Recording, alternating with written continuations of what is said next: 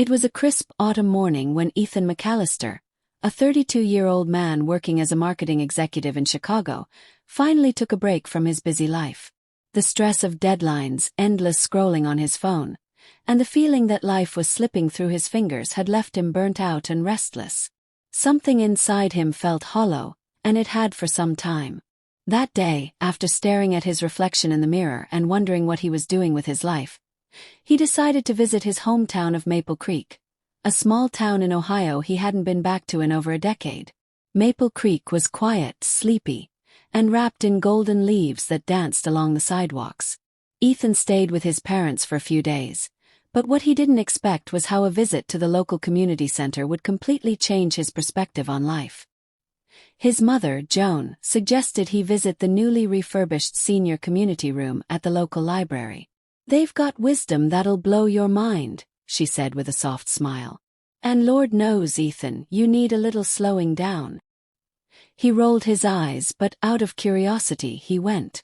There, in the corner of the library, sat a cozy circle of chairs, already occupied by half a dozen elderly residents sipping on tea, knitting, chatting, and laughing in a way that felt infectious.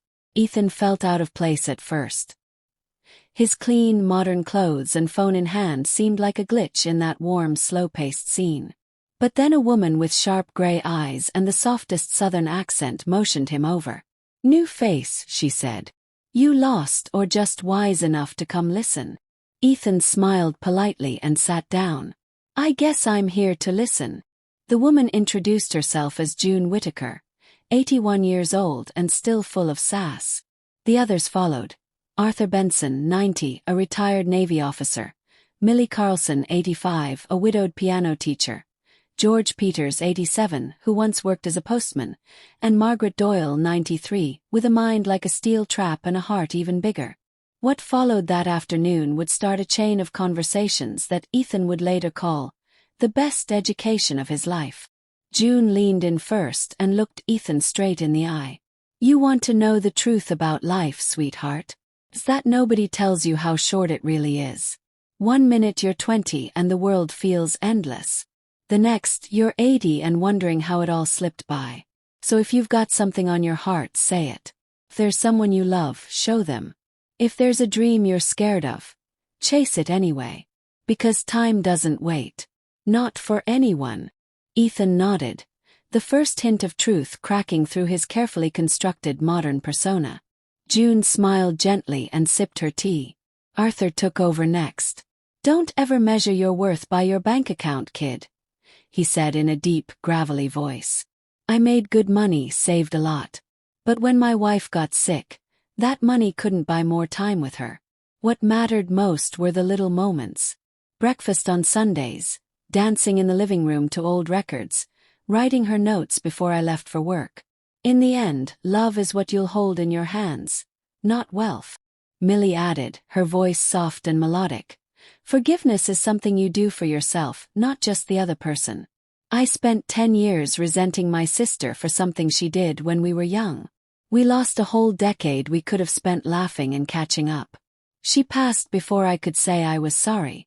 So if you're holding on to anger, let it go, son. Let it go before it buries you." Ethan felt a knot form in his chest. He thought of an old friend he'd stopped speaking to after a disagreement. Suddenly, the silence between them felt heavy, not righteous. George chuckled. "Don't take life too seriously. I delivered mail for 45 years. Met every kind of person you can think of. The ones who were the happiest weren't the richest or the best looking or the most successful. They were the ones who laughed at themselves, who didn't sweat the small stuff. If you trip, laugh it off. If your plans fall apart, make new ones. Joy is a choice, not a reward." Margaret, who had been quiet, finally spoke. "There's something no one tells young people," she said slowly. "It's that you're allowed to change. The person you were at 20 might not be the person you are at 40, and that's okay. You're not obligated to remain who you once were, just because others expect you to. Reinvention is part of growing. Embrace it." That day turned into a week. Ethan returned every afternoon, sometimes just to listen, sometimes to share stories of his own. The group welcomed him, even teased him affectionately. He asked questions, and they answered with patience, wit, and the kind of clarity that only comes from living through decades of joy and loss, trial and growth. One day, Ethan asked what the most painful lesson any of them had ever learned was. June said, "That sometimes you don't get closure. People disappear, things end, and you're left with questions. You learn to carry those unanswered parts and live anyway. Closure isn't always a gift we're given." Arthur said, "That pride ruins more relationships than anything else. Don't let your ego speak louder than your heart." Millie said, "That the world keeps turning, even after your heart breaks. It feels cruel at first, but eventually, you realize it's also your invitation to begin again." George smiled and said, "That everything ends, jobs, youth, even health. But gratitude can turn every ending into a celebration instead of a regret." Margaret added, "That fear is a thief. I stayed in a loveless marriage for years because I was afraid of starting over. Looking back, I wish I'd had the courage to leave earlier and build a new life. Fear convinces you that the worst is certain. But often the worst never comes." Ethan scribbled notes in his journal. He had never journaled before, but now he couldn't stop.